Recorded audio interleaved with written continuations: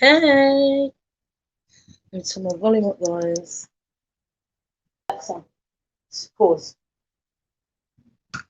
Hold on, guys. Let me just fix my. How is everybody? Just, oh, yeah, I think I've done that, guys.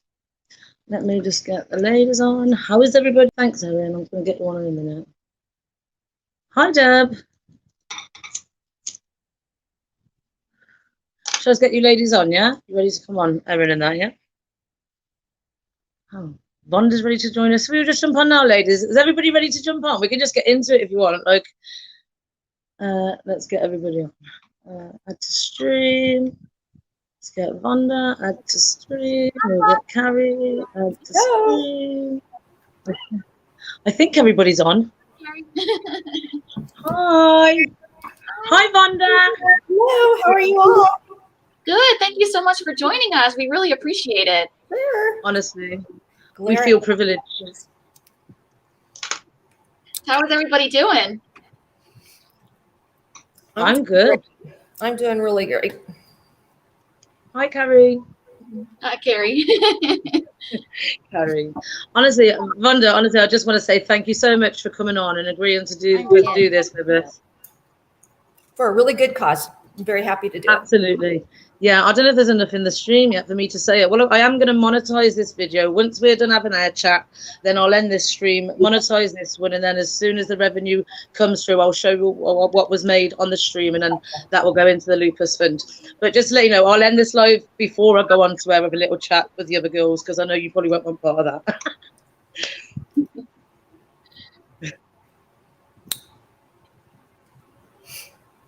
So, Erin. Yes. Thanks for so much for sorting this. Vonda, I'm so happy that you're on with us. Thank you. I'm glad to be here. And I heard that you wanted me to read a little bit. Yeah, that would be so good. And I'm sure the viewers, I know we don't really have a lot on this channel, but I'm sure they'll all pop in at some stage and things. So if you want to go, it's up to you. Do you want to do some questions first? Do you want to do your book first? I think book first. Let me read a little bit. Sure. And I kind of wanted to get into the introduction just a little bit, if that's okay. Sure, absolutely. Yeah. It said, the house next door, the Watts house, is seeing countless inquisitive visitors. Pictures, videos, documentaries, podcasts, and endless speculation saturate the internet and the news outlets. People drive across state lines or across the country, motivated by a need to connect with Shanann, quite possibly every emotion one can think of has been linked to this location in this tragic story. Whatever one thinks about energy and how it works, the house on Saratoga Trail in Frederick, Colorado has been inundated with it. And just one more little thing here. I have often felt the presence of those who have passed on one level or another. There are untold interpretations and perceptions of the afterlife. Is communication between realms possible? Is this only in my mind? Who is to say? I'm sharing my experience and the story that has come to me. You, as a reader, have the right and the responsibility of formulating your own opinion. So I wanted to start with that, to say that that's always good to start with. Very good. I loved it. This is my perception and my point of view and my experience. And I'm not advocating that anybody embrace that these beliefs. This is something that occurred to me. And so there you go. Yeah, I was hooked on the book the first time I started reading it. I could not put it down. It was really well done. Thank you. I haven't got to read it, so I'm happy to hear a little bit because I've heard so much about it. Okay. And I am going to get to read it just as soon as I can, Vonda. I think I messaged you once asking, and I think you pointed me in the direction to the book, but I will have to follow that up for sure. Right. So it was, this was just. Do you want me to start with like kind of my experience of how I came to write the book? And yeah, that's a question. That was great. Perfect question. Yes. Okay. So clearly this was an incredibly traumatic event. Let me take off my glasses. So it was really traumatic for the family, for the neighborhood, for the kids. It was really traumatic for the children in the neighborhood. Some of the kids had night terrors. Some had separation anxiety. They couldn't sleep in their own rooms. And it was just a lot. And there was a lot of chaos at the beginning. And so every time you go outside, it's like, do you have a statement? Or the press was here, the police were here. And so it was just a lot. And so once go ahead. Did Bella and Cece have a lot of friends within like that road, couple of roads? I know there was a splash pad and there was probably opportunities for Shanann and stuff to meet people there with kids. But, you know, you say that the children were having night terrors and stuff. Was that because they knew Bella and Cece on a personal level, or it was just literally all the chaos surrounded it? I think part of it was there were children that knew them, but they were their own age. And so they would go on play dates and they knew them from their little school and things like that. But the other children just heard the stories. And, you know, no matter how hard you try to protect your kids, other kids talk, parents talk. And that's just a really, something that they don't know how to process yet. I mean, adults are still trying to process this through. Yeah, so if we can't do it, you can't expect 5-year-olds. And so it was a lot for the kiddos, you know, to hear in the neighborhood that a daddy killed his children, you know, and that's like, what do you do with that? Where do you put that? And so, and then I haven't spoken with people that actually did play dates with Shanann. I've just spoken with the neighbors in this general area, and you know, and the experiences that their kids had. So, sad. Oh my goodness. It was. How, when the Netflix documentary came out, was there like an influx of interest as opposed to before? I always wondered about that in the neighborhood. It just seemed like, oh, that's going to make it research again. So when the documentary, after the Netflix came out and was on a top 10 list, I would come home and there would be 5 cars at a time waiting to take their turn to go up on the porch and take a selfie or take a picture or, and part in the neighborhood in the back, that's actually a private drive. And so people were, that's where their garages are. It's not a street. Oh, wow. Okay, I always thought it was like a little cul-de-sac. No, it's a private drive. So it's next to people's garages. Oh, goodness. So they've since people have moved out because they're like, they're going to run into my car. And then in the front, one of the main concerns was that people would drive through so fast. They would come in like they're like looking around, and then they would like just scoot fast. Yeah. And so they're little kids playing, riding their bikes or scooters. And so they're like that. They put up signs and the neighbors, but they have all their little children out there. Yeah. So they have that much traffic when there used to not be any. You know. Yeah. So that was difficult. That's a sad. Everybody was. Oh, sorry. People forget that it's still a living, thriving neighborhood. They forget that it's not just like an empty lot or something. So, and there have been people. Actually, I just received a picture today. Somebody that went in the backyard. So I would recommend to everyone, if you park across the street and look, that's not private property. But if you go in the backyard, then the Frederick police they will give you a citation if they come. And so it's trespassing. Yeah.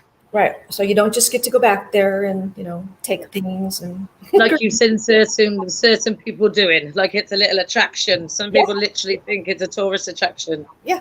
It's kind of like the Amityville house or like the Lizzie Borden house. They kind of have people just always constantly going by. It's, right. I personally feel it's on a much higher level than any of those. You know, so because of social media, it wasn't really that common back then. But now, because everything's on social media, the case is hitting like 1,000 times more people than it would have like 20, 30 years ago. And that I don't think it's going to die down anytime soon. It doesn't seem. I mean, there are people out there every day. And so that was my next thing, was that even when, you know, time was going by and we should feel better about things, or it's just difficult for me. I can't escape it because every time I go in the backyard, my porch is just right next to it. And so I go out in the backyard, this little swing set is right there. They finally came and took down the weeds, and that's up to the bank. So they send somebody out once a month to weed whack. All the grass is died. So it's kind of a mess. What happened to the tree that was planted out the front? So the trees, there's a tree by the driveway that's still there. No, not that one. Didn't Shanann put one in the middle of the grass? There's some bushes out there. I don't know that there's a tree out there. I don't remember.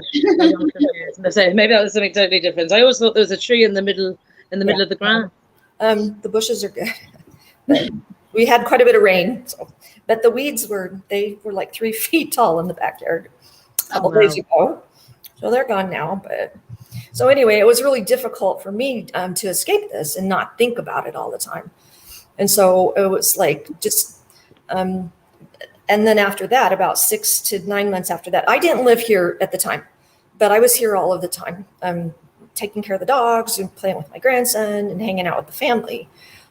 So I moved in of May of 2019.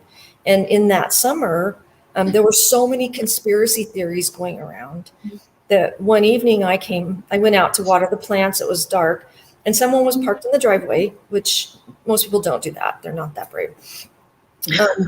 But he was parked in the driveway and he goes, Shanann. And this was 9 months, almost a year after they were gone. And I was like, okay, that's not good.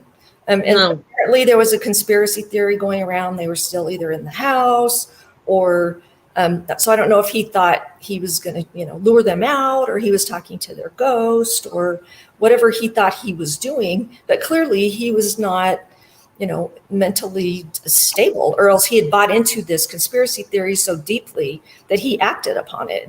Yeah. That's why these conspiracy theories are toxic. And that's when it turns dangerous as well for people then, doesn't it? It's dangerous. You don't feel safe in your own house, I expect. Especially you're literally next door to probably the most famous house in the world right now. Right. So every day, I'd go to work and I'd open the garage door, but kind of peek out and, so you're always just kind of on high alert. And so making sure there's not another Chris hiding around the corner. Yeah, right. Exactly. And then the next morning I went out on the porch because I used to check for candles because people would leave burning candles, which was not great. And it's wood, isn't it? The wind is howling and there's burning candles. But I went out there and there was 2 Happy Meals sitting on the porch with food in them. So he took this very seriously about whatever was going on in his mind. Well, I can say it's gave me sleepless nights, and I'm all the way across over in England, and I have sleepless nights. It's really affected me, and I've sat here day after day after day crying for Shanann, Bella, and Cece and Nico, and I've never met them, never spoke to them, but my spirit feels connected with her, and that's why I'm glad that you've done the book, because I know it's all spiritual, and I really respect that. Well, thank you. And that was one reason why I went ahead and wrote the book. And it's like, I do not want to talk about Chris or the case. So people who are disappointed in the book, it's because there's nothing new, which there's not. It chronicles it, but it's also written so that somebody can pick it up that's never heard of the case and know what I'm talking about. So it kind of goes to differing points of view from Shanann to Chris, and it interacts, and and it can be read as allegory, a metaphor, and anyway, I felt compelled I just started asking her questions, because I was inundated with with sadness. And it's like, well, what actually happened to you, who met you? And, just things that you think that everybody thinks about. It's like, what's on the other side? And I've had so many experiences like that. And I've heard the girls, and I don't expect anybody, I'm not asking anyone to believe me. This is my particular thing. That's your personal journey. That's right. And my experience does not require anyone's belief. It's my experience. Yeah. So, it's just something that happened to me, but it has for years. And so my family was like, well, of course you heard him. That's what you do. And so I started thinking about the book, and then, so I've had clairvoyant experiences to where I saw something occur in the future many times. Wow. And so I started getting these visuals, and that's where kind of my character Speaks with Stars came from. And then I would wake up at 3:30 in the morning hearing this dialogue, and I'd be like, wow, okay. And then, so I've written since I was in college. I have another book. Wow. And so when you write, just like when you sing or when you dance or whatever, there's just something in your soul that needs to do it. And if you're not doing it, then it just taps you on the, all the time in the brain and says, why aren't you writing? Why aren't you writing? When you were born to do something, you just got to do it. Yeah, you have a passion for something, and when you're not doing it, it kind of won't leave you alone. And this is why I don't mind people calling me crazy, because literally Shanann is my passion. And I always take something from Shanann, and she always said, find your purpose and run with it. Right. And spiritually, I found my purpose, and that is why I like to make my videos about Shanann, just because spiritually, again, I feel connected to her, as lots of us do. I think so. And so she was just, we go back to the Lupus Foundation and the fact that, she was she had a chronic illness, and that's so difficult to deal with. And you wake up, you have chronic pain, you feel like your body is like deceiving you, and you're like, okay, what are we going to do today? And everything I watched about her, everyone I spoke to regarding her, said how she just conquered that. You know, she learned to deal with it, and she decided to look at the bright side and to offer something to the world and to say, hey, I'd like to support you. I would like to help you out with this. Yeah. You know, she was great, wasn't she? Anything she tried, she was great at everything, in my opinion. I think anything she touched, she smashed it, and that's what I love about Shanann. I think so. And I like how she. Oh, sorry. I like how she called it health challenges and didn't actually name what she had. She wasn't harping on the exact. Yeah. Yes, she was very candid. She was a very open, honest person, and so. For like some of these conspiracy theories and some of these people that are coming out, in 2019, in the summer, Frank Rusek came and he stayed with us, and he had to fly all the way across the country and stand in front of her house and ask people to stop harassing his family. Yeah, and we had a conversation about some of the things that they said, and I was just stunned. I'm like, who thinks this stuff up? You know, it's just like, what? It just is very sad to me that people feel compelled to go there. Do something like that. Especially if you can sit in as a grown man, cry, really, really pour his heart out and tell you that really affected him every single day. You're adding to his grief, and then to just go at that, you attack that statement and you attack anything related to it. I don't know. These people aren't normal, in my opinion. They're just not normal. So I think there's a culture. I work in sociology and cultural anthropology. And I think that there's a phenomenon occurring right now, not just in the cyber world and the YouTube world, but throughout society. And where it's like people have given themselves a permission slip. They can say anything they want. They can be as mean as they want. And they can produce information that's not substantiated. And they don't, for some reason, that baffles me. There's not a sense that they're going to ever be, that there's any kind of accountability. Right. And that there's just no moral about it. Nobody in their right mind would do what some of these other people are doing to a grieving family already, especially when you can take the person who caused this, you can take a look at their life and rip that to shreds. I don't understand the concept of going after victims. Yeah. It's very weird, isn't it?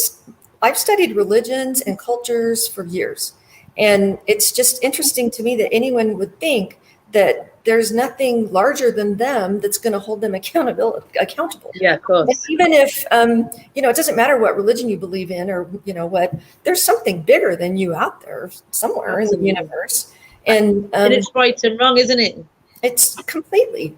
And there's that's, your morality and your ethics. And we're just kind of on a free for all right now. So they really are. It's gotten worse since COVID, for sure. I think people have gotten more and more anxious and angry. So I feel like it's kind of ramping up from that, which is unfortunate. But well, it's also sad because they're depleting their own energy. Yeah. You can feed yourself, you can feed your soul with goodness, or you can just feed your ego with being angry and mean-spirited. Right. And when people do that, I think it depletes them. But so it's sad. It makes me sad. Yeah, definitely. Did you want to read the next bit of your book? I do want to read a little bit. There was one thing. So interesting. There's one thing I wanted to make clear, and this is at the end in the epilogue. And I said, I know that Shanann, Bella, Cece, and Nico are not trapped in a dead house. They have moved on. The images that come to me now are comforting and exciting. I can see the meadows where the children are laughing and playing. I can smell the intoxicating fragrance of flowers or the comforting scent of sage. I can hear the soft sound of drumming and chanting. And then the point I really wanted to make is that given the laws of nature are quite different from what we understand in the third dimension, I think we can all be confident that Shanann's entire transitional journey probably occurred in the blink of an eye. And so I thought that was important so that people aren't thinking, because that's not on our timeline. In other realms and other dimensions, it's not our timeline, yet you have to write a narrative in a timeline. So I didn't want anybody thinking, oh, Shanann, it took her months to move on. And because I don't believe that that's what occurred. And you hear so many stories about people that saw their entire life flash through them, and every experience they ever had, and it was just in a flash. So I just wanted to make that clear that I was not trying to present that that Shanann had to go through all of this, torment. Yeah, I don't think I'll see anyone would take that from it. Not from what I've heard about it. It's something totally different, isn't it? Yeah. And so I think that, and I can read a little bit. I was going to read you a little bit about Speaks with Stars, if that's. Oh, sure. Yeah, that was a great character. I really enjoyed him. Erin liked him. Okay, now I have to find it. Sorry, you can talk amongst yourselves while I try to. All right, Carrie. Is Carrie? Oh, Carrie's muted. She's muted? Yep. Oh, no, Carrie. No, she shouldn't be muted. Hold on, guys. If I really muted Carrie, I couldn't. No, she's muted us. No, she's. Oh my God, Carrie! I muted you. I'm so sorry. Oh, poor Carrie. Well, It still says muted. It still says muted. Come on, no, she's got me on mute now. Carrie, I am so sorry. I'm having issues with my sound. I'm sorry. It was me. I muted you. I didn't even notice until I happened to look at the corner, and then, oh dear. Yeah. You can go whenever you're ready. No, you go for it. Okay, so Speaks with Stars is the character that I saw. Hi. Speaks with Stars is a character that I saw in my mind's eye. I'm getting a lot of feedback from time.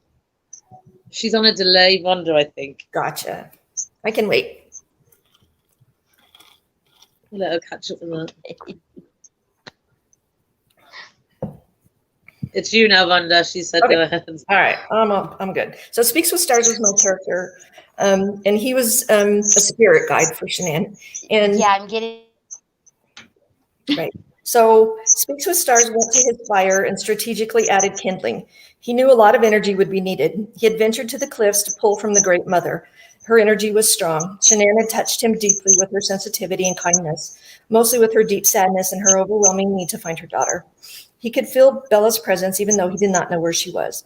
Some kind of extraordinary tragedy had happened to this woman and her children. Speaks with Stars. Can you hear me? Uh-oh. Yeah. Okay. Speaks with Stars wondered if those in the physical world knew what happened yet, if the truth of their experience had been revealed.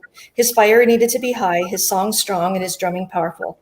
Speaks with Stars inhaled deeply from his pipe. He began the mysterious dance, his song echoed loudly, and his drum kept the rhythm of the movements as he slipped into a trance. And that's all I'm going to leave. I'm going to just leave you with that little piece. Thank you, Vonda. I was like, oh, I can't wait for more. No, Wow. where can we buy the book then, Vonda? Do you want to tell everybody where we can buy it? Because I know I'm definitely going to go. I'll get it within the next 2 weeks for sure. It's on Amazon, and you can get the Kindle edition or you can get the paperback. I know one of our group members wanted to know if they could get it in Tasmania. Is that the right place? I don't have that list on my it's through Amazon, and I didn't see that on there. So Okay, I know that was one thing that they the ladies did want to know in the group. Also, can I just ask you one more question, just of a lady in the group? Of course. She wants to know what does the house feel like now? The energy, like what's the energy like around it? If you go outside, like what do you get from the house? So the house to me is just, I don't feel their presence in the house. I just feel the house is sad. This is a sad house. And so it's kind of like falling apart a little bit.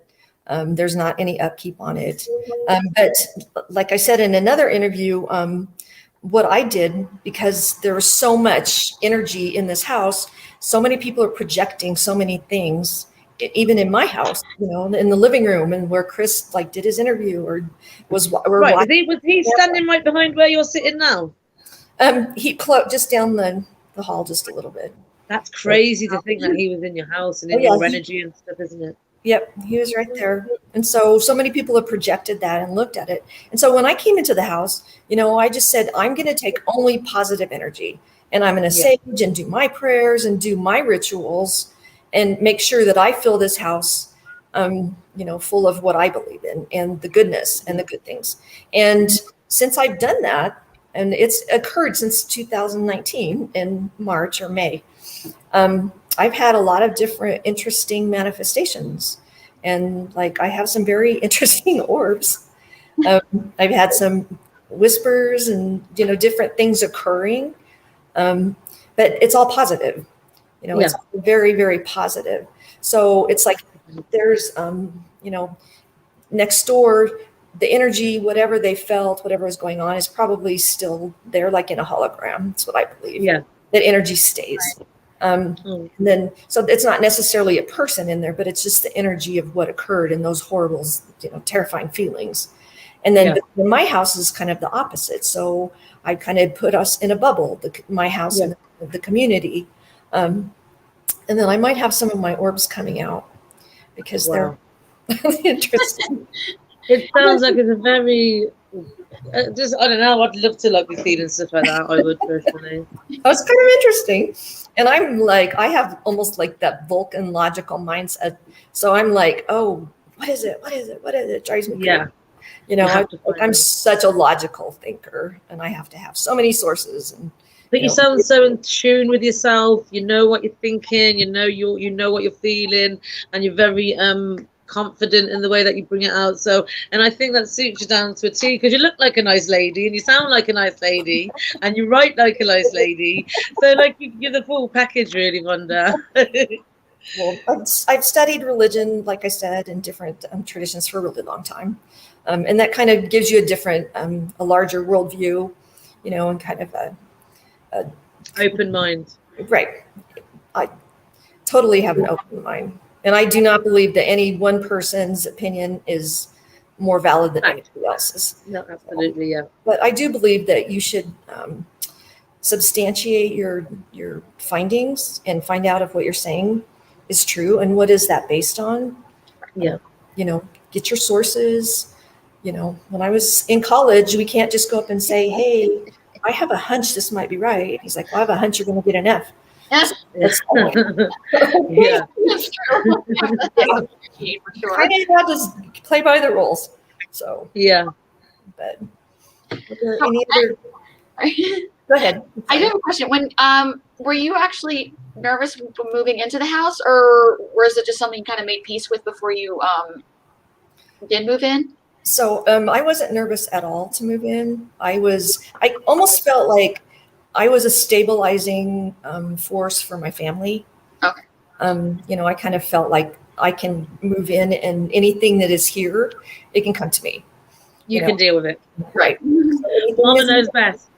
Mom's I know we don't want to really talk about Nate and what happened, but I do just want to ask one question. Like, is he okay, like mentally and stuff? Is he getting on nicely and just, making the best out of what he's been dealt? Yeah, he's doing really well. Him and his family. He did need to move away from here. It was a lot. Of course. He just had, everybody was like, so the guy in the orange hat. Oh, I'm glad that he's doing okay though, because he's doing well. Where would we be? Good. I'm glad to hear that. He's doing great. Thanks for asking. I don't know if Carrie had a question for you. If that's okay, I don't know if she did.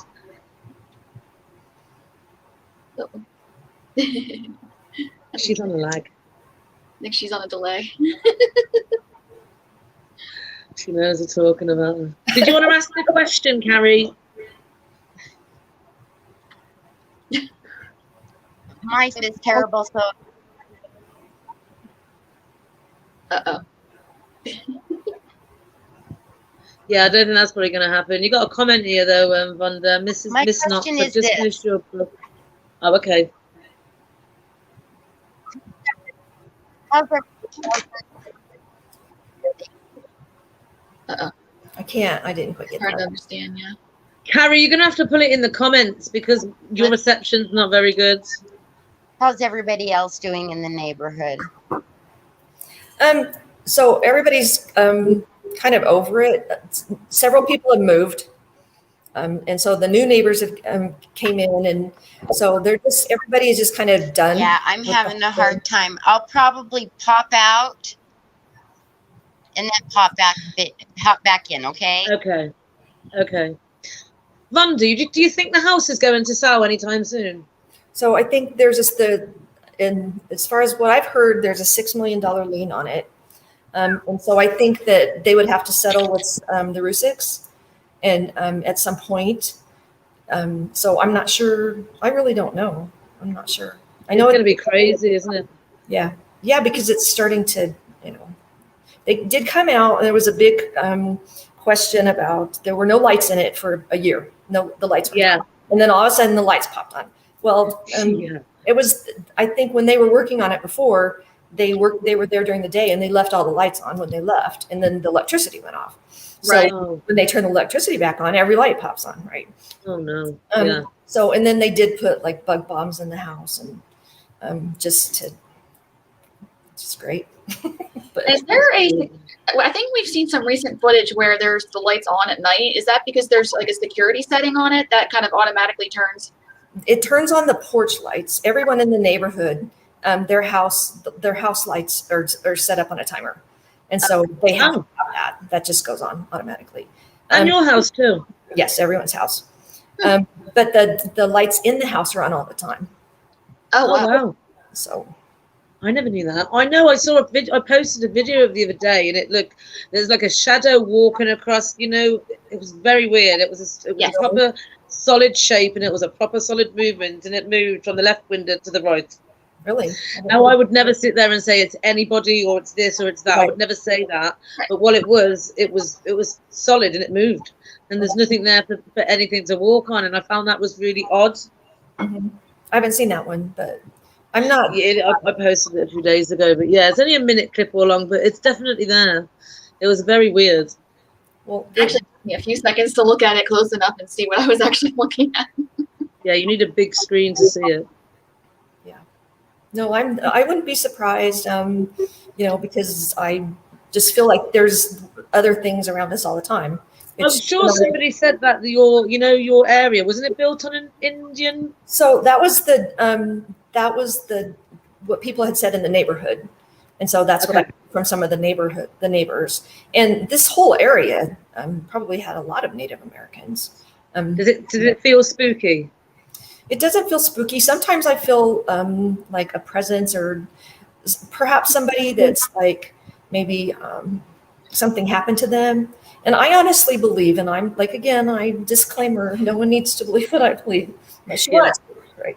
So I honestly believe that people, because time is different, that, spirit might get stuck and they might feel like this just happened to them. This just occurred to them.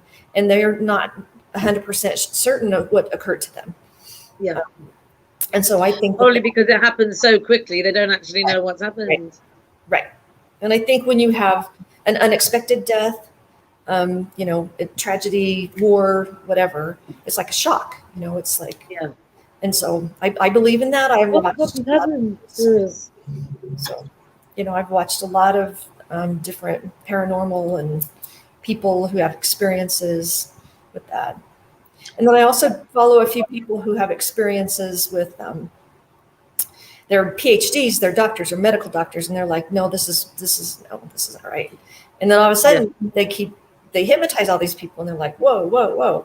And so like, okay, I have to take this seriously now. So there's a lot of information out there. And there is. Yeah. There's so much, there's that much information. That's how these people get to come out with these theories and the conspiracies, because there's literally just so much to throw around. Right. And these people are going to like the depths of the digs of the scummiest places of Earth, to pull out their content and stuff. And I've always actually said the simplest answer is sometimes the scariest, just because you don't want to believe that could actually happen. Yeah. Right? Yeah. Well, if you look at throughout history, we've only known certain things like the Earth is round, or now they're saying it's flat again, but whatever. There are so many things, and then all of a sudden we figure it out, and they're like, oh wow. So was that easy? The idea that we figured everything out is nonsensical to me. It just doesn't it doesn't make any sense at all. Oh, isn't that On a something personal scary? opinion, do you think anybody else was involved, Rhonda? Do you think anybody? Do you think Chris's confession in Wisconsin was the truth? Because that's what I believe to be true, personally. Yeah. We're not going to go too deep into it, but my personal belief is that Right. the Wisconsin confession was the real confession. Spiritually, do you believe that to be true? I believe that's true only because that is I don't know for a fact, but to me, that makes the most logical sense. Because they took you away, they arrested you, you're in prison, you're going to be thinking, and not just Chris, but you're going to be thinking, oh, how can I get out? Where can I go? Yeah. And so if they show up to talk to you, you're not going to make your case worse. Yeah. I think he added stuff in. I personally feel what tells the truth is he said things that he wouldn't have had to say. He didn't have to say Bella said this. He didn't have to say they had sex. He didn't have to say about the mascara. It's those things. I think those tiny details are the truth, because I think it, like you said, you're too busy thinking, how am I going to get out? You're not implicating yourself more. And I do believe that was the confession. Absolutely. I think too much detail. And I think people are skipping over the little details, and that's where they're missing the truth. Yeah, I feel like that. And like I said, I don't know. That's just my opinion. But yeah, and then none of us will ever know, I don't think. I also kind of feel like he did try to smother the girls in their rooms. And the only reason I say that is because he did not like conflict. He did not want to have any conflict no matter what. You know, Shannon would have kicked his ass. And that would have been the simplest way. And he does say in his confession, or when they go to Wisconsin, that's when the nightmare began, was when Bella walked in. Right. So, and that's too much detail, isn't it? That's just something you wouldn't think about saying. You just don't make sense. Well, and then the systematic part for me with him was the fact that he later said that, so he took the girls to the birthday party on Sunday, right? And they asked him, oh, Bella got to go to the birthday party. Did she get to eat cake? And he's like, no, I didn't give her cake because she's of the gluten. Yeah. And it's like, why? But then he came out and said, well, I knew that what I was going to do. Yeah. Like, so why would it matter if she had the cake or not? So he was so systematic. And then when he explained how, what he did in the morning, he knew his regiment right down to where the Cheerios went. I mean, he was just this is how you do it. This is how you do it. This is how you do it. And so I don't think he colored outside the lines very often. And so for me, looking at it logically and not involved emotionally, it makes sense. That story makes sense. The Wisconsin story.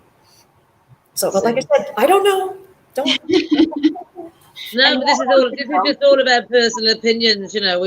We're all entitled to our own personal opinions, and I think as long as you're respectful, I really, really don't see what the problem is. We can have conversations like this as adults and stuff. Right. It's all for a good cause, and we know who the victim is in this case, and that's why I love doing what I'm doing, because I've met so many people that have the same connection, and I know I'm not on my own. I don't feel like such an idiot for having all these emotions and feelings, and over people that I've never met before. I don't really feel that much of a weirdo as much, because I've been introduced to a whole community that think the way I do. Well, majority of us do, and we're here for Shanann. Absolutely. And I went out the other day. There was a lady from Nebraska having breakfast in her car. And then somebody from Wisconsin, there's somebody from Kansas, there's every day, Texas. When a truck driver came by, when Nate was still here, and he's like, stop by on the way I've got a load, and I stopped by to see the house. So it's a huge phenomenon, and so many people are so interested. And then I feel like there is some kind of spiritual thing. There is some kind of I believe so. There's something that we may not understand completely. I've seen a spirit, so I know they exist. There's no doubt in my mind that they exist, because I've seen one, and I've got no reason to lie about it. There's absolutely no reason on this earth. It's not going to benefit me or anybody else if I lie about seeing a spirit. So I know they exist, and I absolutely believe a force like Shanann has definitely left a spirit. She's definitely left a legacy, and we can all feel that. That's what I feel. Sure. I've actually had a few dreams about her. I had one where she was in heaven with Nico, or holding Nico, and she had like a silver dress on. And then actually another one where I was babysitting her kids and Bella came and gave me a big hug. And then I was sitting on a bench after and I was saying, they were great. Cece was crazy, but they were fine. Right. Have you ever been to the grave, Rhonda? Oh, yes. Yeah. I haven't. I haven't been to North Carolina. So Would you go? Not during the summer. Yeah, no. Is it hot? Sure. If it ever presented itself, yeah, I would definitely. I would love to come out to America and do that. Yeah. Carrie has a couple of questions, actually. She put them in the chat. She said, I believe in the spirit world. Do you believe spirits return even after they've made peace? I've actually wondered that myself when they talk to us. I don't think it's a matter of return. I think everything is here. It's a matter of if we can see it or not. Right. Yeah. Are we open to it? I have members of my family that they're like, nope, I know you're there, but I don't talk to you because it scares me. Right. A bit of it. So I don't think it's a matter of going or coming. I think it's just a matter of what we allow ourselves to see. Yeah. That everything is here. And I mean, even Einstein, and the whole concept of time and relativity. So everything is going, some people believe everything is occurring at the same time, and so a death like hundreds of years ago may just have occurred depending on how you view the time construct. So that's all debate. It's definitely all energy, isn't it? Right. Yeah. Does the house look big as it does on the TV? Because lots of people say they go to the house and the house isn't that big. The house is huge. But to us, it looks huge. The house is huge. Yeah. It's like, this is a good place to be during COVID because I can take a walk in my house. So right. You can do laps around your house. I can. It's huge. So, yes, it's that big. Crazy. Oh my gosh. Do you ever see any? Do you ever see any of Shanann's friends? I don't, just the neighbors here that knew her. I didn't know. I think Nate knew a couple of her friends, through the interactions and stuff. But I'm sure you met a few. I think a lot of people just kind of keep to themselves. They haven't approached me. No one is. Not like the rest of the world. Right. The rest of the world we're in. And then I saw one of your questions was about the video. Oh, right. Yeah. Video. Someone was asking, is there any parts of the security footage that we didn't actually get to see a lot? Like, I don't know if they have all of it or did they just take certain parts of it or? So I actually watched it several times and it looks to be exactly the same to me. I don't think that they omitted anything. Well, yeah, because I think that they would have took that from the footage. You saw them go in together. You saw him tell Chris to get out. You saw them watch the footage together. I think if it was any more, it would have been in the footage because we actually see the officer come out of the house and finish up his investigation with Nate. So I don't think there is. I don't think there would be any more to it at all. And I don't think I can't see anybody using that as an. They wouldn't cover. Why would they hide that? Yeah, I don't. Sorry, I hijacked your answer then. I'm so sorry. Sorry, Rhonda. That was one of the ones in the Facebook group that I had. And I was like, that is interesting, but I'm pretty sure they have probably some evidence that's not public, but at the same time, I'm sure they wouldn't, or they would be on top of it if there was someone else involved. This is my logical brain again. It's like, I don't know. They would have to go to great lengths and not be busy and not have other things going on to go through and say, okay, let's take this out. Okay, let's take this out. Yeah. Discovery is discovery, and I think that they have, and people will dispute that all day, I'm sure. Mm-hmm. That's just my logical the way I'm looking at it. That makes sense. Yeah, I don't think that they, I don't buy into that conspiracy that they didn't do their job correctly or, right. Some people feel that way. And I don't know it for a fact. However, my logical brain says that's right. That's what I do. He ultimately confessed. So once that was done, and he didn't even infiltrate anybody else. So. Right. Yeah. And he still isn't to this day. Nope. he hasn't. At this point, if he's just sitting there in jail pondering, if there was anybody, wouldn't he want to kind of throw someone else under the bus at that point? I thought about that as well. And it's like, if you have proof that somebody, with all of these people and these creators are saying, well, I have proof. It's like, you should bring it forward. If you have something that's going to stand up in a court of law, bring it. I would like to see it. I would like, I'm sure, but I haven't seen anything yet. And it's 3 years out almost. So if you have something that's that strong, they should like bring it forth. So I don't quite understand why they don't do that, but so I don't know. And then, and then Chris would, for sure. If somebody else, I don't think his allegiance would be so strong that he'd say, okay, well, I'm going to spend my life in prison for you. Right. Yeah. I wouldn't. It's like, like the normal, well, he isn't normal, but at the same time, like the average prisoner wouldn't be. yeah, it's not, this was, somebody he knew for decades and he's going to protect them with his life. It doesn't make logical sense to me that if he had any kind of proof at all that anybody else was participating, that he would just get lawyers and say, this, and this happened. Look here, look here, look here. And to my knowledge, he hasn't done that. Right. So it doesn't make sense to me that he hasn't done that if that's true, if that's his truth. But that's just he probably doesn't even know what his truth is anymore. I think he's probably been that caught up in so much theories and he's been given so much narrative and stuff. He probably doesn't even know what the truth is anymore. When you're put in that kind of situation and he had to be in shock, all of this for him. And so, I'm sure he has days when he wakes up and everything's great. And he has days when he wakes up and it's just, I can't face this. And that's not me knowing him. That's just saying, understanding perhaps someone who is in that situation. And Do you know him? So I only talked to him one time. And wow. I went out on the porch on a Sunday morning. My kids were gone on vacation. And it was a pretty morning. And I was like, good morning. And he looked at me, just gave me the weirdest look. And like, almost contempt or disdain and I was like, okay, that's weird. Oh. So, and I even mentioned it to my kids at the time. I'm like, your neighbor isn't very friendly. And they're like, oh, that's always friendly for me.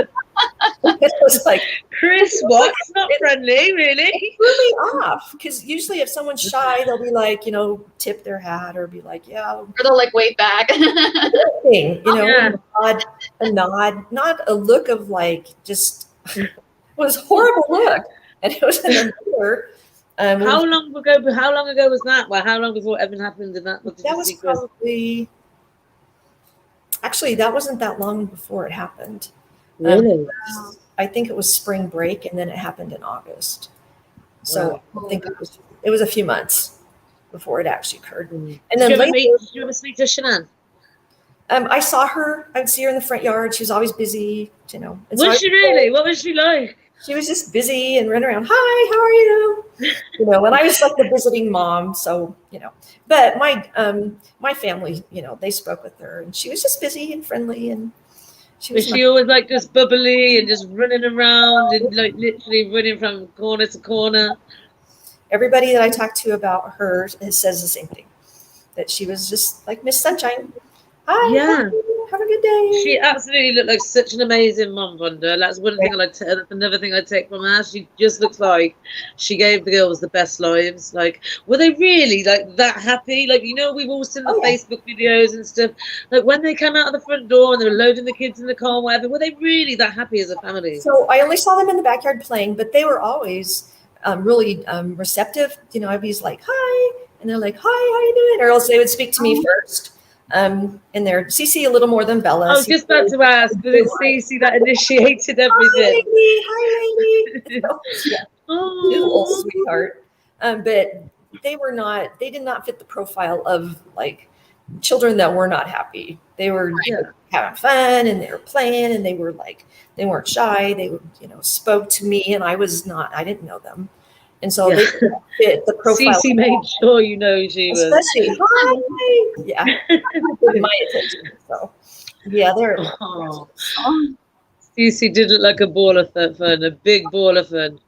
Well, and that's the thing, too. Anybody that has a super active child, you can sit all day and pass judgment on that. But then let's bring one to your house for a few days and see how that rolls. Because I have 5 kids. There were times, there were days, and that's the thing about Shanann. She was like camera ready all the time, and she was so put together. And for me, it's like, oh, especially during COVID, you wake up, get a cup of coffee, and go work in your pajamas. And it's like, but she was like always put together, and Alexa, quiet. Sorry. And I know that was part of her business but she was also so sensitive to, her friends and her clients and everything I saw. It was like, how are you doing today? And, how can I help you? And what do you need? So I don't know. I bet is it a big difference in the neighborhood at like Christmas and like stuff like that? Because when we look at videos of Shanann, she always made a big deal out of the holidays. Like she really went to town. The kids knew exactly what time it was. Like they had a lot of fun. And there was a video we saw posted of it was Christmas time on Saratoga Trail, and it just looked completely different. All the houses were lit up but Shanann's. It was really sad. Everybody in the neighborhood on the holidays. I was at the pool on the 4th, and people came with their wagons and their coolers. And so every single time there's a holiday here, it's a big deal. And so they even have, I think it's a horse-drawn carriage or something, or Santa Claus comes through the neighborhood to see all the kids. I did see that, I think, on one of her videos. She Bill and CC out to see it. And that happens every year. It's just, they do a big, it's a big deal on holidays. Everybody. Is it a big? Do the neighbors and that like do something? Not something, because obviously they got their own families and stuff like this and that. But like Christmas and stuff. Do like people like just go outside and pray, or just have a little congregation or something? I don't know. Do people on the? I don't know. How is it at Christmas? So I think not necessarily on that. It's more of a secular, like lights. Everybody has lights on their house, and everybody, stuff like that. I know the community really came together after this occurred, and they had several events, and they were just, they really counted on each other to get through everything. And that's when so many people came. Yeah. So, but as far as the holidays, Halloween, it's a big thing. It's a big deal. Everybody, decorates their house. And so it's a total. Oh, do you know what? I wish I had that upbringing. I seriously wish I had that upbringing. Yeah, it's a lot of fun. Yeah, we didn't really usually live in like a big neighborhood. We would have like a house in the country, and there wasn't really much of hoopla around that. But when you be like in a neighborhood, then but yeah. No, everybody has lights on their houses. Everybody, for Christmas and I bet Shanann's must stick up like a sore thumb. Did they have like contests or anything like that, like decorating contests, or? I think it's just like a subtle, my house looks better than your house contest. It's more like that. But no, everybody's very nice here. And yeah. What do you think they should do with the house if nobody moves in, Vonda? I don't know if they're going to just let it fall down. Do you think that they should take it down and build a memorial or something? Or do you think they should like leave it and let a family move in there? What do you think? What do you think, Shanann? Or do you think Shanann would want anybody else in there? I think, not that it matters, but spiritually. I haven't given much thought to that. It's just, for me, it's an eyesore. Just the yard and the weeds, and there's tumbleweeds in the back and some trash, and so it's not, it just makes you sad because you can't look at it and not think of the event.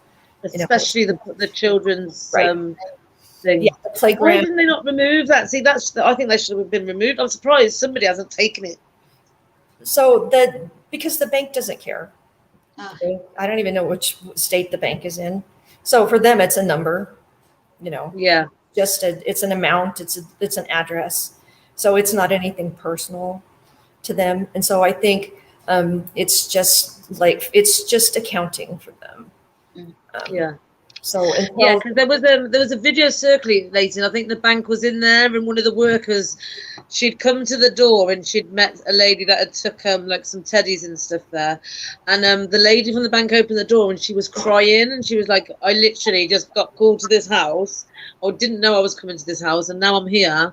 I can she just started crying. She was really upset that she found out that that's the house." Sure. So that's strange, isn't it? That even the bank are having issues with their people sending their own people in. Well, I think, if you're there and on a personal level, of course, you're going to be affected by it. But the bank as a whole, it's an accounting piece. It's like, well, are we going to lose money on this, or do we need to do this? And what does the HOA want us to do? So it's more of just like, it's like a financial. Well, the lady that she sent, I think it went past financial, because she said, Right. I've literally just found out what house I'm in. And she was shaking. She was like, I don't know what to do. I'm crying. Like, she was really upset because she realized what house she was in. Sure. Well, and that's like crazy. Service people will come. I had the Xfinity person here the other day, and so they're interested, and they're like, oh yeah, So everybody that comes by is interested, and wants to talk. And that was one reason why I wrote the book, was just that for myself, it's like I need to process this. I process things by writing, and I process events through writing. If I wrote songs, I'd write a song. But I processed through writing. And so I did it. And then I came out finished. And then it was like, okay, I feel better now. And so I shared it with people, and they were like, yeah, I do too. I feel better. It's like, and so I thought, well. I think that your book will definitely help us that are spiritually connected, or, that are on big on spirituality. I think, honestly, I haven't read it, but I'm definitely going to read it. I'm definitely going to buy it and read it. And I think it's such a great book that you've done. I really, really do, Vonda. And I think, like, the way you speak about Shanann and stuff and whatever, I think it's so respectful and nice, and especially to her family. And I think you're just, I think you're great. Well, and that's thank you. That's another thing, it's like I can mention to you, like Sharon Tate. Okay. And you might not know who she is, but Isn't that O.J. Simpson's wife? That's the Manson, right? That's the Manson person. Family. So our society, see, and that's the thing. Our society, we have such a fascination with the perpetrators and the people who commit the crimes. Oh, well, I don't. And I think those people are weirdos. I agree. But for, Billy the Kid and Al Capone, and for centuries, that's just what we do. And then we lose sight of the people that they actually hurt. And so now it's like Chris's wife and Chris. And so it's like, that's not right. Shanann was such a beautiful spirit, and she brought such light to the world that I don't think it's fair for people to think of how she died instead of, how she lived. And it's just, that's kind of what people do, Yeah. And they like to sort of bring a case, so they like to question her ability as a mother and, a wife and stuff like that. And that's why I asked you the questions earlier. Basically, what we see on Facebook, is that true? And you said, and that's how we all kind of see Shanann. But the people that question her ability as a mother and stuff, I think that's the people that really get to me. Not even like the whack jobs that write to Chris Watts. Right. It's the people that sit and try and tear Shanann's personality and ability and character apart, when clearly anybody that's watched her videos can see she's a wonderful mom and person. And the whole thing, because I've heard like, well, she was putting her best foot forward on, well, who doesn't? Who's gonna? And if you're gonna have little kids around all day, you're gonna do certain things, and sometimes they're gonna cry because that's what kids do. And you to take these tiny things out of context, it's kind of just nitpick it to death. To me, it's just, you can do that with anything. I can take any picture and I can create a story about it, and I can say, oh, look at the way this person's looking, and I can create this wonderful narrative about it that is completely not factual at all. Yeah. And so, but it'll suck you in. People love it. It's great. Fortunately, people love drama, and that's not the way to live life, in my opinion. Money and drama. It's all money and drama, and that's what it is. Like, they will literally go to the depths of the earth just to make a couple of pounds, and it doesn't matter if they're tearing apart a deceased woman that can't stand up for herself. They don't care about things like that. Yeah, well, and that's what I was saying earlier about accountability. It's like everybody, whether you believe it or not, there might be a chance that at some point in your existence, you're going to be held accountable.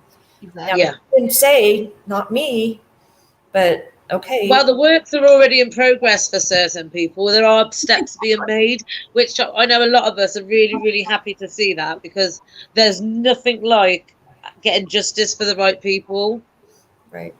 And the Ruseks need a bit of justice, I think, when it comes to these creators and stuff.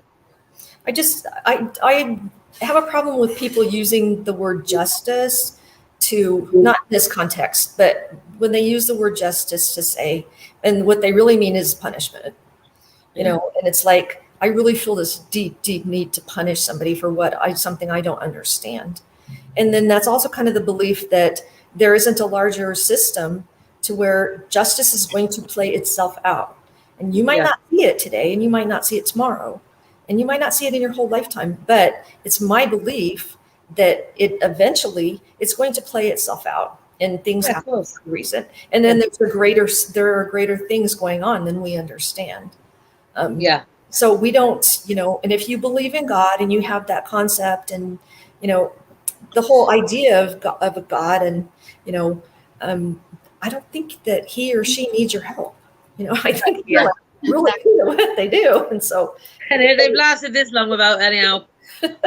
I have Yahweh, I have, you know, whoever you pray to, whatever your, you know, your source is, you have to have a belief that perhaps things are going to be okay, and that everything's going to play itself out, and that you don't have to like move on that entity's behalf all the time. Yeah. So that's just my personal belief. I'm sure. No, I think a lot of people can agree with you. I think a lot of people will agree with you. Look, Jones popped in. She wants to know if you're Nate's mom. This is Nate's mom. Yeah. I am Nate's mom. You've missed it all, Jones. She did a really, really nice free readings from her book and stuff. Like, we are so privileged to have Vonda on tonight, honestly. Okay. Like, where would we be without you guys? Your family, where would we be? Honestly, there would be so many more questions if it wasn't for your family.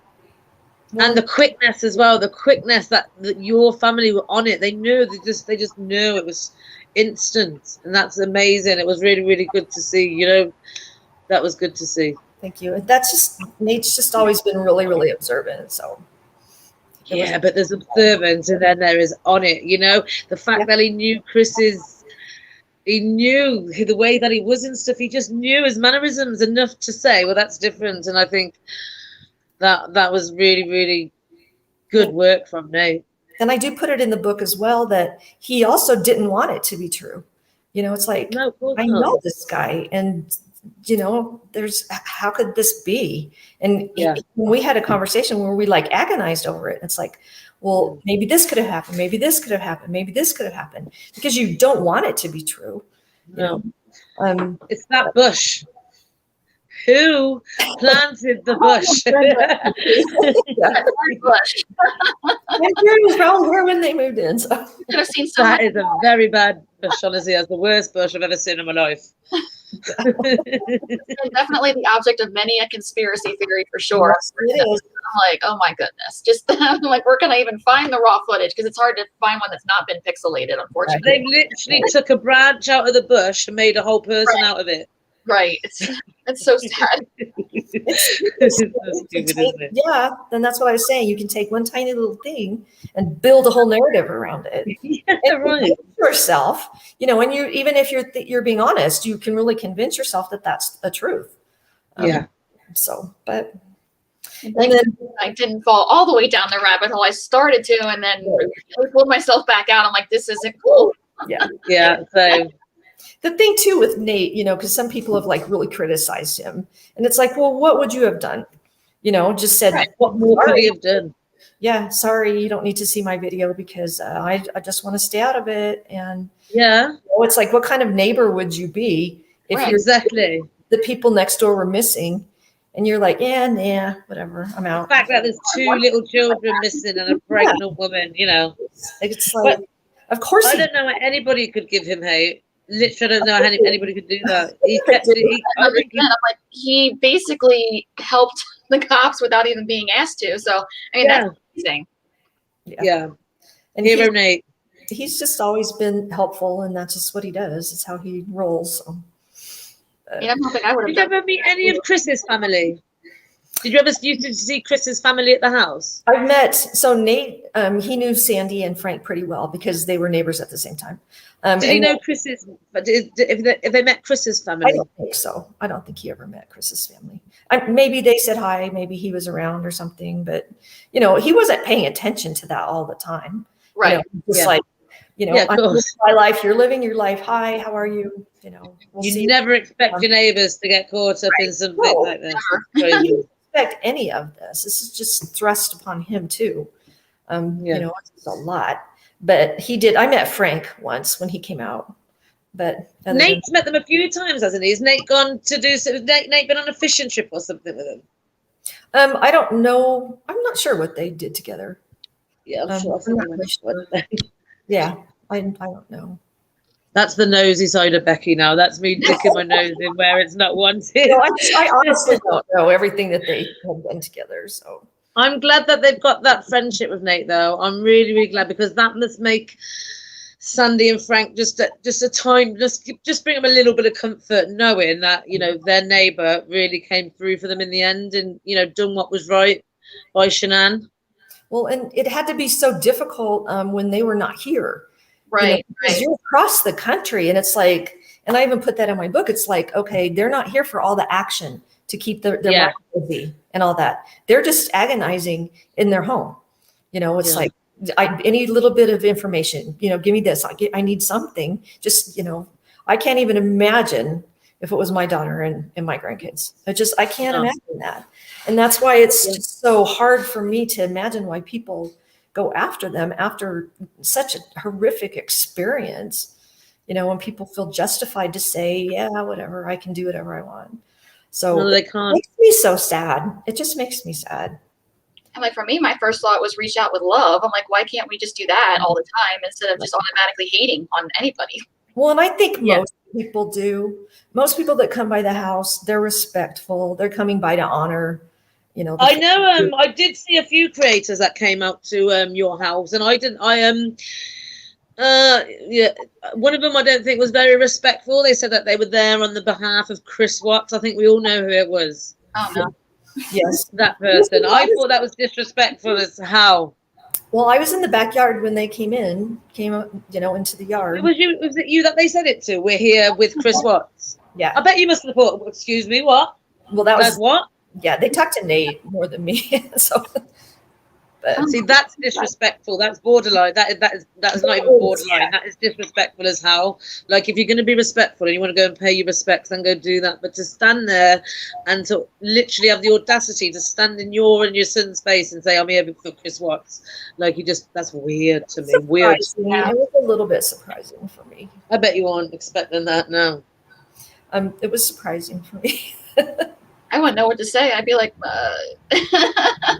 yeah, I don't think I would be able to do that. Do people take things from the house, like pebbles and stuff like that? They have been lately. I just saw somebody, or a little picture just today of somebody that went that took some stuff. So I would just advise for no one to do that, because that's actually theft. Yeah. And I hate to see somebody get in trouble, over something like I've got to admit then, if I came to America, I would be probably in jail, because I won't lie, if I'm coming all the way from the UK to the USA to go and pay my respects, I'm taking a pebble, because that will make me feel closer to Shanann. And I don't care if it makes me look like a weirdo. I would hand on my heart, take a pebble. And this wasn't just a pebble. This was something they went in the backyard and took out. Oh, Lordy.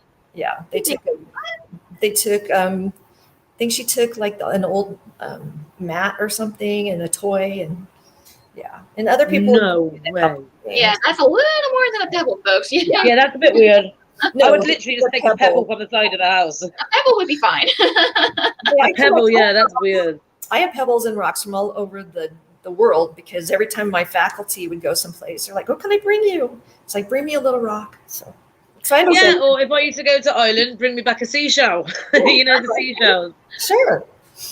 Yeah. And what do you do for work, Vonda? I forgot to ask. You said you're in sociology, I think you were saying? I work at university, and I'm the program coordinator for the Office of Sociology and Anthropology. Do they know who you are? Like, you're not just there working at the university. Like, do they know who you are?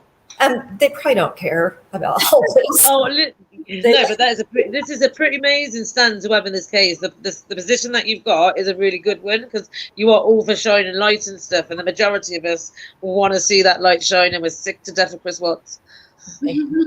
I have a couple people that are really interested in this, and we have conversations, but PhDs, they're more like, okay, yeah, whatever. So they're very nice people. They're wonderful people, but they're very pragmatic and very.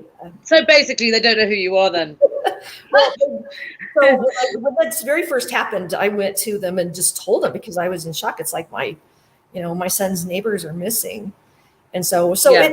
it escalated. And we had conversations about it as it progressed. So they know where I live. They know that. Well, yeah. Oh, actually, another thing we did want to say. So I'm so glad you brought that up. Right. The group of the girls that run the group, we all would love to send you out a T-shirt and maybe a fridge magnet or a key ring or something. We've done some shiners. How people like to take the Mickey out of us like that to Port Shanann and call us hiners and shiners. We are literally shiners now. So we've got some T-shirts and some hoodies and whatever. So we know your address. You just got to say yes if we can send you out a T-shirt and a key ring. That'd be great. Thank you. We'll get that sorted. It will be with you in a couple of weeks. Okay. Erin will get through to us on that. She'll arrange it, and that'll be with you in the next couple of weeks or so. So I hope you enjoy those. That'd be awesome. Thank you so much. I'm so glad that you came on. I'm so glad that you just chilled and just like. Yes, this is very awesome. Thank you so much. Thank you. Have you been like it's like the Netflix and stuff? Did they ever like reach out to you and try and get you involved and stuff? So they did. Everybody reached out to Nate all the time, and so he did a couple of things just so that they would stop reaching out. And so it was which probably gave more questions, didn't it? It did, but they just like batter him to death. So he finally was like, okay, I'll say my piece, and then that's it. I'm not saying anything else. Right. So is it? I bet when people come to the house, they expect like Nate to come out. Oh, big bad Nate, and then there's a little old sweet lady. Like, who are you? So they don't come to our house because they're like because Nate maybe, but they're not that brave. Well, it's interesting because every time he comes to visit, somebody pulls up. So they just like that Nate radar or something. They're waiting by that little fire bell. Is there a fire bell as you come into the is it Frederick? Is there like a fire bell or something or a windmill or something? Like a fire, I'm sorry. Like a fire bell. I don't know what you would call it over there. Like it's like as you're driving into your area. Uh-huh. Is there like a windmill or something as you go in, or like a sign where it says? So there are the oil rigs there, and then there's like. Have you ever been to the site? Have you ever been there? Have you ever drove out there? No, and it's a long way. It's quite a ways out there. 45 minutes, isn't it? Yeah, it's like that. So, but they're everywhere around here.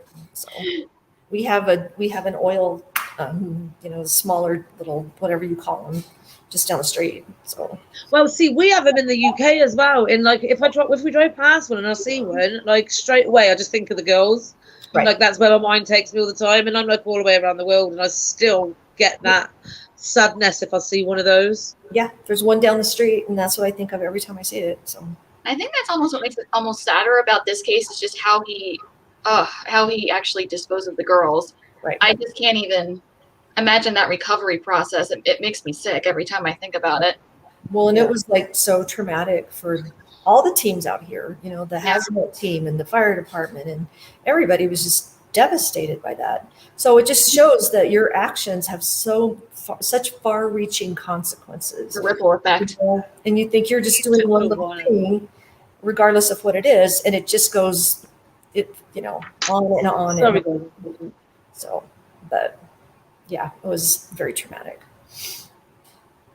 If you could say, so if there's one last thing that you could like leave with us, in regards of where you think Shanann is now, and if she's peaceful, and if there's something that will maybe just comfort our viewers in, just the thought of where Shanann and the girls are now. I'm really sorry, my dog's about to go off because somebody is outside on a motorbike. So sorry, but is there anything that you would just like, just to comfort our viewers in the knowing of Shanann's at rest and she's shining her light down on all of us?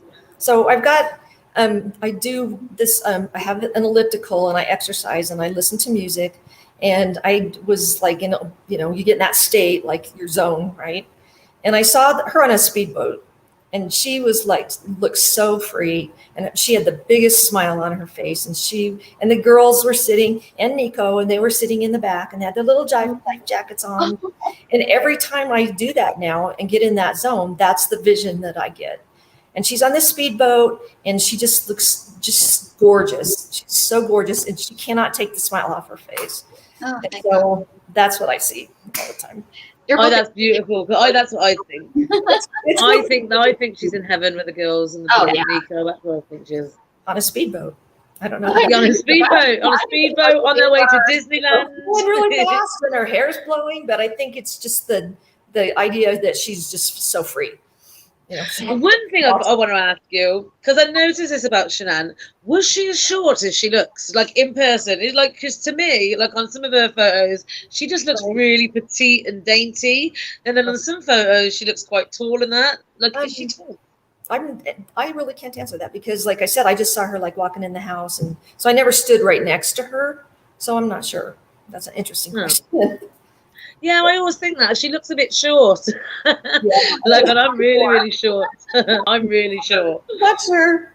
I was gonna say I think she was 5'4", but that's where I read it. I'm 5'4". I'm 5'4". I'm 5'4". I don't know if that's true or not, but that's where I read it somewhere. So, I would but say that's probably probably accurate, just from like looking across the way. So I will say though, after I finished your book, Vaughn, I got so much closure spiritually from her. I said, "Oh, that actually made me feel so much better." Just good. I'm so glad. that sense that she is okay, because there are some channels where they kind of make me feel differently, like she's not crossed over, and I'm like, that's not what her mother felt, and I'm not sure if that's really true or not, but No, it's really helped for sure. She's such a good person and such a good, she brought so much light to the world. And Yeah. that's why I wanted to read the part that said, I did not think that she had a long transition at all. It was a blink of an eye. So, At least Well, that comforts some of us. she's good. It's all good. yeah. So, well, thank you so much for having me. I enjoyed it. Yeah, we really No, appreciate thank it. you. What is your next thing from here, Vonda? What do you plan to do from here? Like, because honestly, I love your energy. I think you've got amazing energy. Like, honestly, I really, really do. I would really love to see you do something else, or work with somebody else, or do something just Yeah. to show your personality a bit. Well, thank you. I'm not quite sure yet. Some things are kind of, they kind of as they pop up, I make a decision as we go. So, but and I think some of my orbs are going to be released. So, which Your orb. my orbs, What does that mean? Oh, the spirits, right? the orbs they're like blinking, flashing. Yeah, they're kind of like spirit energy, right? Where they're In the house? Oh, you mean in your house? You've got some and you've been recording them. Yes. Oh. And they're very, very interesting. So You could get like Zach Baggins to come see you. Oh gosh. So I worked with he's a creator. He said, if I can say another creator's name, that I've worked with Mexi. And he's actually, Fantastic. You can always say that name over here. I love him and I love his energy. I love Mexi. and he's done paranormal for a really long time. And so he actually looked at the orbs and he had seen them, many others. And so he was. Did Mexi come? So I know you did your interview with Mexi. Right. But have you ever joined in any of his little? Have you ever joined in his little investigations when he's been sitting outside, like taking a cup of tea? Well, no, you're not English, but like say, "Oh, you're right." The first time he came over, it was raining like crazy. So he really didn't get to do what he was thinking about doing. I mean, it was like total crazy storm. And then most of the things he's done, the reason I met him in the first place was because he came. I heard that he was going to be outside doing a paranormal investigation at 3:30 in the morning. And I'm like, okay. Wow. So I watched it the next day or a few days later. And just out of curiosity, I thought, well, you're doing paranormal. Maybe something from my book will come through. And it hadn't been released yet. And I'm like, well, I do have a character that's standing right where your car is. And it happened. And some of the words came through. And so, yeah, it was very interesting. And it's in the interview that we do. And he talks about that. So I think you two should probably team up and do a bit more of that stuff. I do. That was pretty interesting. And I don't know, maybe we will over the other orbs and stuff and some of that. I absolutely love Mexi. I think he's and save Robbie. He's absolutely hilarious. Yeah. They are really, really funny guys. But I just like the way they're respectful about Shanann and stuff, and they don't kind of go with all the other creators and, you know, get sucked in that thing. They keep things really, really nice and nice. And I've noticed a lot of creators now are actually starting to, thank God, go in the opposite direction, because they're realizing just how toxic the drama is, and they want to try to make, you know, all about positivity, respectfulness, and I really appreciate all of them for that. And that's why I love this group so much too, because that's what we're about. Well, Yeah. You know, you're going to bring to the world something good, or you're going to, you know, bring something negative. Exactly. Well, we want to do good. We just want to do some charity work, you know, just keep Shanann's legacy alive. We've got people in all corners of the world willing to take this everyday battle on and just, you know, kind of drown out all the darkness. And I think together, ladies, I think we will absolutely smash this. And Shanann will never be forgotten by millions of us, by millions, ever. Right. She is a sweetheart. Well, Vanda, I've got to thank you so much for coming on. Like, your time is so invaluable to us, and I would absolutely love for you to come on again and have another little chat with us. All right, that sounds good. All right. Yeah. You have a great I hope everybody enjoyed the chat. We're going to get off. Well, I'm going to put this live. As you all know, guys, this live, I am going to monetize it. The event we're doing is on the 13th of August. Obviously, we don't want that day to be about crying, no sadness. We want to light some candles, let off some balloons. Remember for Shanann, for the mom she was and the person she was. So get involved. If you can donate to the Lupus Fund, the direct link for it is in the comments somewhere. That will take you straight to the Lupus website. So there's absolutely no queries about where it's gone. You're directing straight to the Lupus Fund. If you can do that, we appreciate it. If not, just share. So